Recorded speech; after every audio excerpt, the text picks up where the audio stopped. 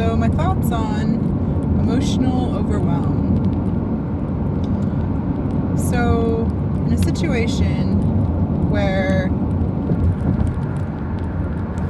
I perceive that I am under attack, either emotionally or physically, I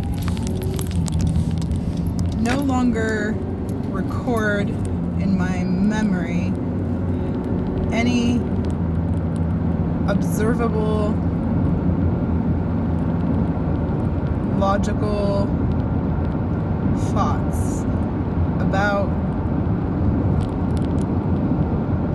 the environment. I don't have memory of words that I've heard. They're not recorded, that I feel like I can access them, or words that I've said, or even who's present in the environment. I can only directly recall any person's presence if I had an emotional reaction to that person or something they've said or done. So if, for instance, a person was to cause harm or attack me and I needed to make a police report, and the police showed up and handed me a piece of paper, and this has happened in my life, and said, "Here, please fill this out." And the expectation is that you need to be able to write a written report of objective information about where, what, who, how,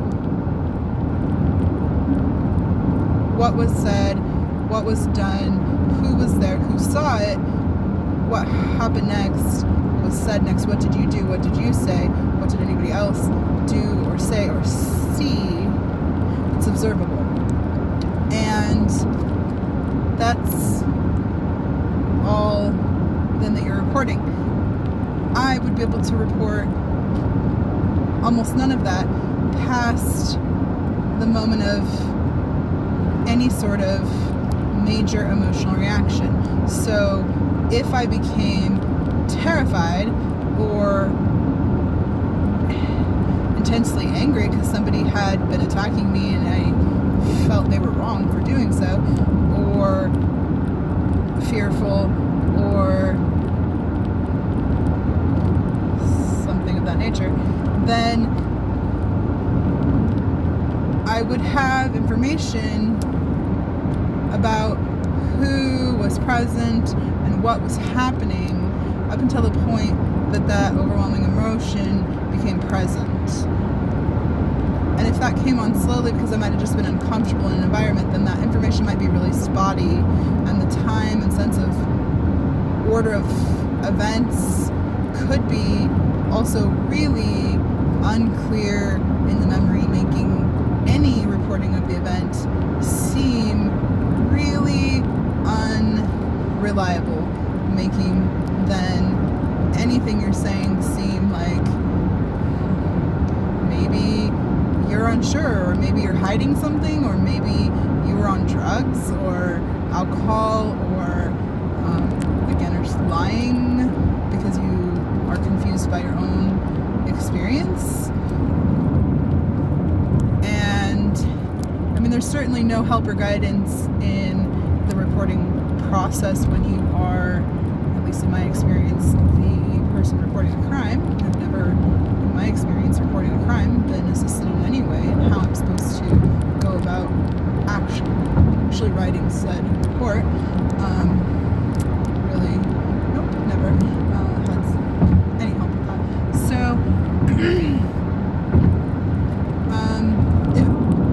if I was really just to write what my experience was, it'd probably look a little bit like I was terrified and that person was bad and it was their doing and I've been harmed, and I can fully process all of the things. Maybe they've done something terrible and now they should die. I can make all of this determination because they're a really bad person, and now I need somebody to do something about it. Like, it's your job, if you're the police and I'm reporting to you that a bad person did a bad thing, and now you need to go and investigate that and figure it the fuck out, because like that's what your job is.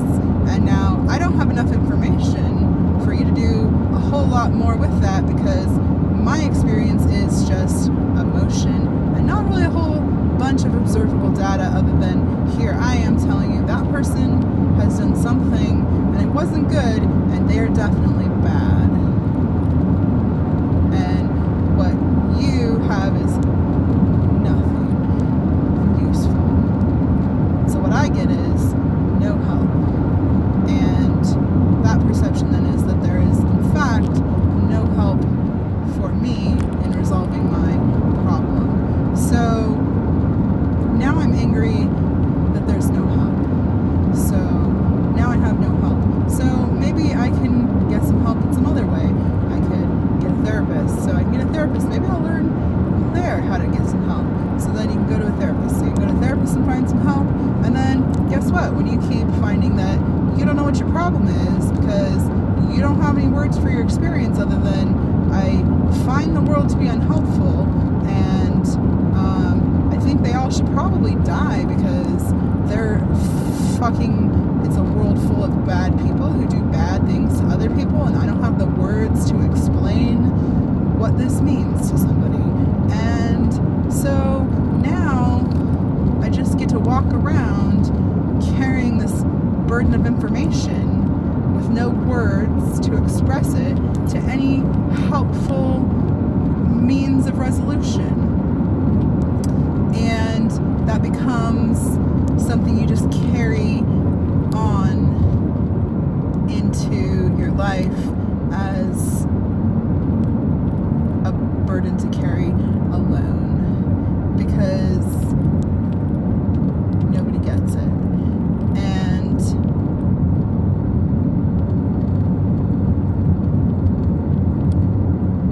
for year after year of life, and friend or family or therapist or authority figure or helpful person or whatever they may be, it becomes the same story of screaming in the mind, why can't anybody hear what I'm not saying? And there is just no words to somehow say the words that you don't know how to say.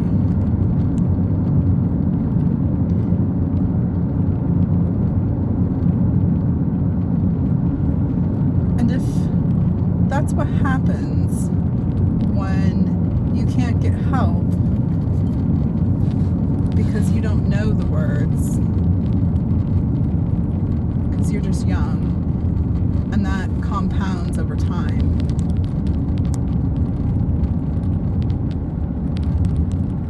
And that happens to more and more people because I talk to people. And I'm not alone in that experience. And people can understand they've had trauma, and they might not know the depths of how that affects them, or they might know some of the ways that affects them, and they might think, yeah, I might need some help with that, but I've tried and just nobody quite gets it, or it just doesn't seem to help, or it kind of just only makes things worse because they never quite get to the depths of what's really going on here. And that's kind of like what I hear when it comes to these trauma situations. And I think it really keeps spiraling down to the person with the experience does not have the words to express the problem, because the problem is too big. The emotion is too big. There are no words to describe. I have been terrified, and now I need help. And the person in front of you isn't asking the right questions and isn't helping.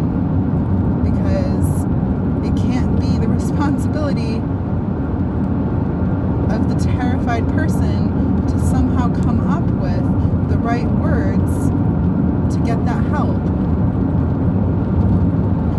It has to be the responsibility of the healthy, functioning people in society, or the helpful resources designed to assist the injured people in society, to ask the right questions, especially when these people are asking for help, to ask the right questions, to provide the right services for people to get help.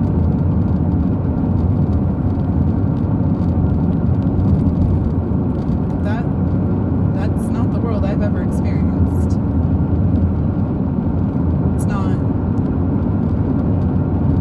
I have spoken to therapists since the first grade in different reasons or capacities.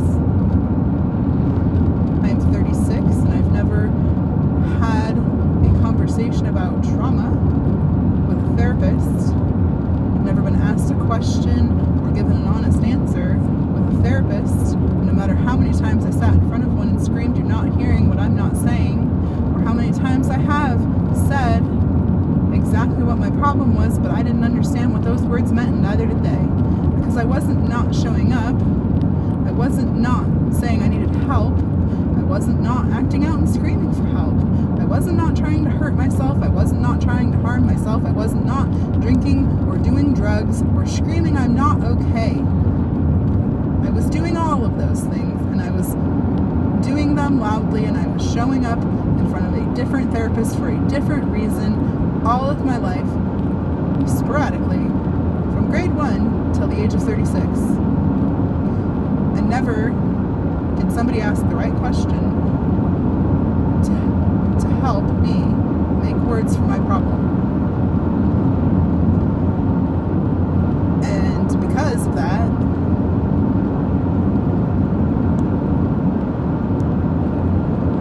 my children experienced a great deal of trauma that they didn't get help for, because even when they said I had a problem and I brought them to therapy because I thought that they would also somehow get some help, because they said, hey, life is hard, or I had some bad experience, and then they're not talking about those things, and they're not getting that help, and they're not actually getting the same thing I was never getting. So I have a 17-year-old child who began therapy at the age of 11 and has never had a trauma conversation about her life experiences that began at 5. So it doesn't sound like it got a whole lot different. And that's not just me, and that's not just her, and that's not just other adults that I speak to or other children that I speak to. It's just happening in families, in communities, in adults and children's lives that I talk to or meet all around, anywhere. That people are not getting the help they need to even find the words, or if they do find the words, that the help that they're trying to just be heard, they're feeling invalidated, they're feeling shut down, they're feeling put down, they're feeling rejected, they're feeling like somebody's telling them that their experience is being exaggerated, or that it couldn't possibly be that bad, because that just sounds too goddamn horrifying. Really? You don't like my experience, so you'd like me to alter it to what makes you more comfortable? That's what people tell me that they're told when they show up for therapy. This is the world we live in? Sorry, my experience doesn't feel comfortable to you, so you'd like me to what? Create a different one? Create a false reality for your benefit? Create a false one because you think I should be better off if I could remember something just a little less awful? Because that sounds better than the truth, or at least my truth, my version of my own experience? Sure, somebody else can believe something else. But like what? I should just pretend I don't have my own experience? anybody else should do that? That doesn't seem like a great idea. I don't see how that's a sound therapeutic concept, but it seems to be what I hear a whole lot that people get told by therapists as a response. They're trying to open up about anything that they've had happen in their lives.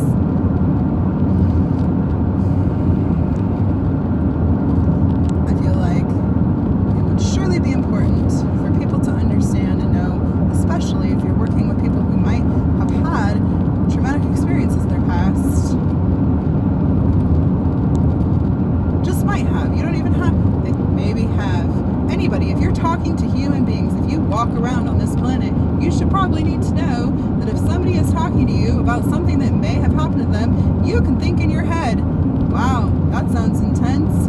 This person might be lying. This person might be exaggerating. I don't know this person. This is a really strange story. I wonder why they're telling me this. I don't know. But what you should probably say out loud is, wow, I'm really sorry that happened to you. Do you want to talk more about that? Have you told anybody about this before? How did that make you feel when that happened to you?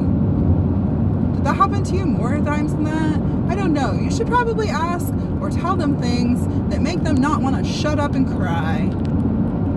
Because from what I hear from the people I talk to and what I have heard myself when trying to talk to others in any kind of therapeutic capacity is, but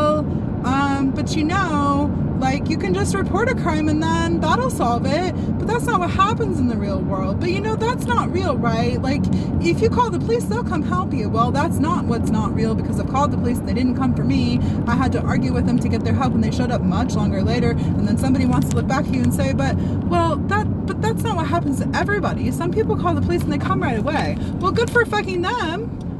So you want to tell me my experience didn't happen because somebody else had some different response? Well, if I sock you in the face and I don't sock your friend in the face, I don't think you're going to be like, hey, yo, bitch, it's cool. You're a nice person because you don't sock everybody in the face. You just happen to have socked me in the face. No, you're going to be like, I don't really want to be friends with that person because they randomly sock people in the face.